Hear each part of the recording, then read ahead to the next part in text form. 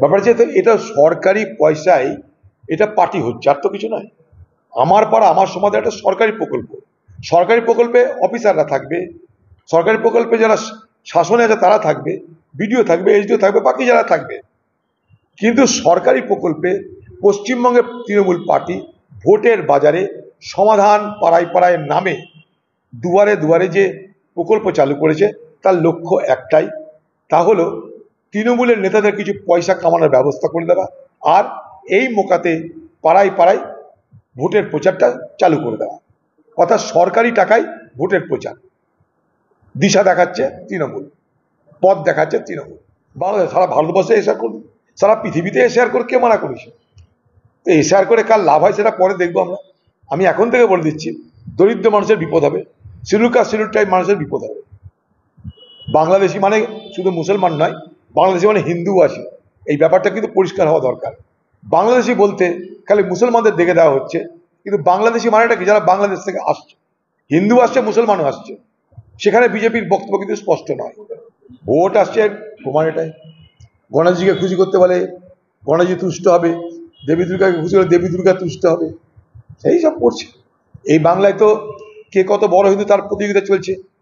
রাম জন্মভূমিতে বিজেপির মিছিল বড় না তৃণমূলের মিছিল বড়, তার প্রতিযোগিতা হয়।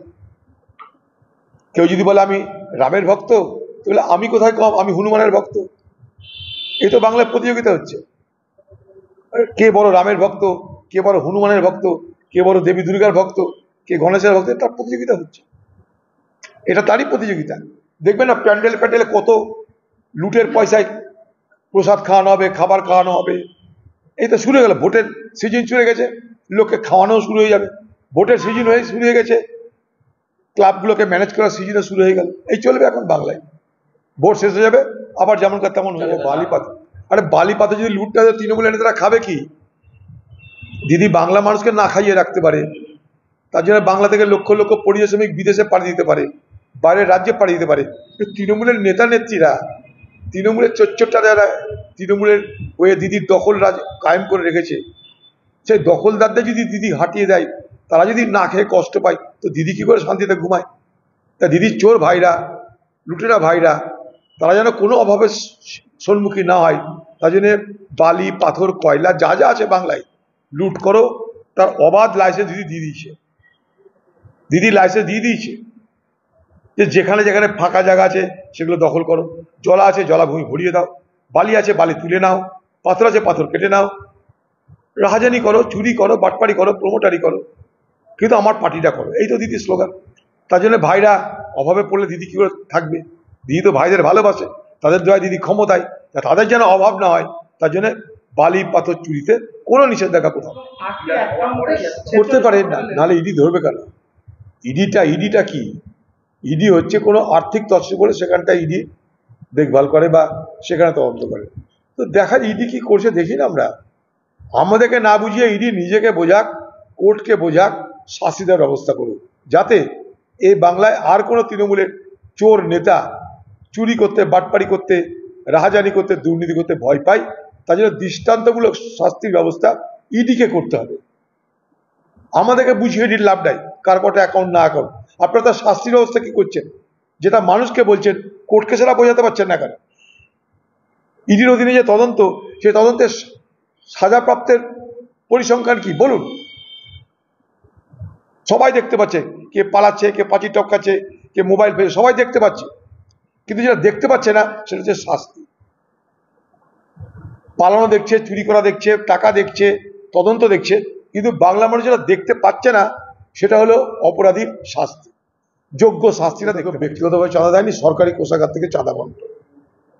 সরকারি কোষাগারের টাকা মানে মানুষের টাকা, তো যেখানে মানুষের চাঁদা সেখানে তার একটা অ্যাকাউন্টেবিলিটি থাকবে, তার দায়বদ্ধতা থাকবে, টাকাটা কোথায় খরচা হলো, কীভাবে খরচা না হলো। যদি হাইকোর্ট দেখে তো এটা নিয়ম অনুযায়ী দেখেছে, এটার মধ্যে অস্বাভাবিক কিছু নেই।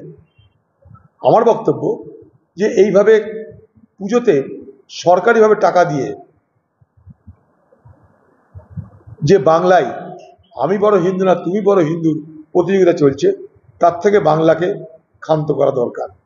কারণ একটাই ধর্মের মানুষ এখানে বাস করে না, নানা ধর্মের মানুষ বাস করে। প্রত্যেক ধর্মের মানুষের কাছে তাদের পবিত্র উৎসব আছে। যেমন প্রিয় উৎসব আমাদের দুর্গাপুজো, কারোর উৎসব ঈদ, কারো উৎসব বড়দিন। সবাই বাংলার অধিবাসী, তাদের সকলের জন্য তো কোনো ব্যবস্থা হয় না। হঠাৎ করে দুর্গাপুজোতে আলাদা করে ক্লাবগুলোকে চাঁদা দিয়ে বাংলার যুব সম্প্রদায়কে তৃণমূল তার নিজের পকেটে রাখার চেষ্টা করছে, তার ভোটার হিসেবে ব্যবহার করার চেষ্টা করবে। এটার মধ্যে কোনো নতুন কিছু নেই, এটা তৃণমূলের রণনীতি, সেটা তৃণমূল করছে এবং সেইটা করতে তাকে সরকারি কোষাগার ভেঙে করতে হচ্ছে। অর্থাৎ সরকারি কোষাগার ভেঙে তৃণমূল এখানটায় যুবক যুবতীদের, বাংলার যুবকদেরকে, বাংলার ক্লাবগুলোকে খরিদ করে নেওয়ার চেষ্টা করছে। এটা হচ্ছে এই সরকারি মদতে দুর্গোৎসবের সাহায্য করার পিছনের আসল কারণ। খুব দুর্ভাগ্য, খুব দুঃখজনক এবং নৃশংস ব্যাপার। এটা যে কোনো মানুষের জন্য এটা হৃদয় বিদারক ঘটনা। এসব অল্প বয়সী ছেলেমেয়েরা তারা আবেগের দ্বারা পরিচালিত হয়ে তারা বিপথে পরিচালিত হচ্ছে। এটা আমাদের সমাজের জন্য দুশ্চিন্তার কারণ। কারণ প্রত্যেকের ঘরে ছেলে আছে, মেয়ে আছে, সকলের উপর তো বাবা মারা নজর রাখতে পারেন না সবসময়। কিন্তু আমাদের সামাজিক বাতাবরণটা এমন কলুষিত হয়ে গেছে, সামাজিক বাতাবরণটা এত বিষাক্ত হয়ে গেছে, সেই বিষাক্ত বাতাবরণে নানা মানসিক অসুস্থতার অনুপ্রবেশ ঘটছে। এগুলোকে আমি বলবো এগুলো মানসিক অসুস্থতা দায়ী এগুলোর জন্য। তাই যেমন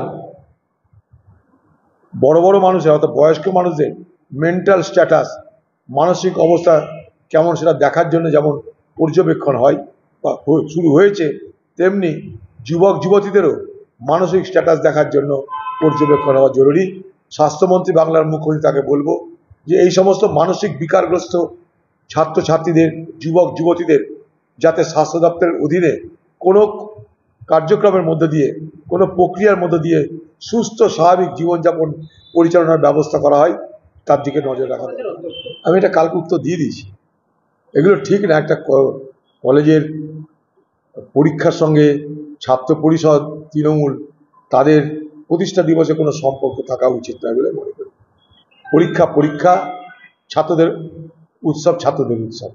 এটা কোনো সরকারি উৎসব তো নয়। তৃণমূল ছাত্র পরিষদ একটা পার্টির একটা সংগঠন। পার্টির উৎসব আর পরীক্ষা এই দুটোকে দুয়ে চার করাটা অন্যায় বলে আমি মনে করি। সেই জন্য কলেজের পরীক্ষা যেন কোনো বিঘ্ন না হয় তার দাবি থাকবে। তা বলতে হবে না, রাহুল গান্ধী একটা ভদ্র লোক, সবাই জানেন আপনারা। তিনি একটা আন্দোলন করছেন, সেই আন্দোলনে যারা ইন্ডিয়া জোটের সঙ্গে থাকবার কথা বলে, যারা ইন্ডিয়া জোটের লোক বলে দাবি করে, তাদের সকলকে তিনি আমন্ত্রণ করেছেন। সেই আমন্ত্রণে সাড়া দিয়ে যদি তারা মনে করে যে রাহুল গান্ধীর আন্দোলনকে সমর্থন করা দরকার, তাহলে তারা যাবে। রাহুল গান্ধীর এটা শিষ্টাচার, এই শিষ্টাচার রাহুল গান্ধী সকলের সঙ্গে সবসময় করে থাকে। তৃণমূল মানে তো এটাই করে, আর কি করা যাবে। স্কুল কলেজ যেখানে মহিলা তৃণমূলের সেই সমস্ত দুশ্চরিত্র নেতারা তাদের উপর ঝাঁপিয়ে পড়ার চেষ্টা করে, তাদেরকে ধর্ষণ করার চেষ্টা করে, তাদেরকে যৌন নির্যাতন করে তৃণমূলের ধর্ষক বাহিনী। এটা বাংলায় সর্বত্র হচ্ছে, নদিয়াতে হয়েছে। নদিয়াতে অনেক ঘটনা অলরেডি ঘটে গেছে, ধর্ষণ করে খুন করা হয়ে গেছে, ধর্ষণ হয়ে গেছে, গুলি চলছে। সারা বাংলায় এই চিত্র আমরা সর্বত্র দেখতে পাচ্ছি।